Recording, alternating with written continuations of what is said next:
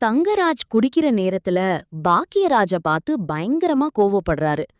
வாழ வேண்டிய என் தங்கச்சிய அநியாயமா கொன்னுட்டியடா பாவின்னு சொல்லி பழைய விஷயத்த நினைச்சு எல்லார் முன்னாடியும் பாக்கியராஜ திட்டி தீர்க்கிறாரு.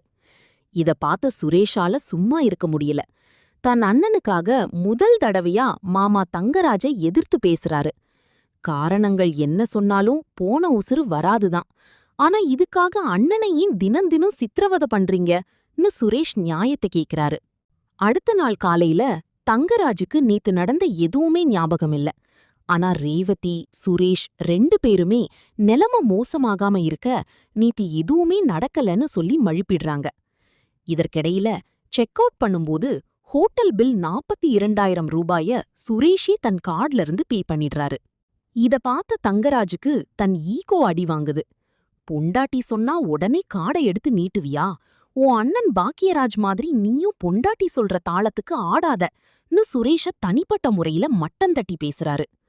ஆம்பளைங்களுக்கு அழகி கெத்தும் அதிகாரமும் தான், அதை என்னைக்குமே விட்டு கொடுக்க கூடாதுன்னு சுரேஷுக்கு தப்பான அட்வைஸ் கொடுக்கறாரு.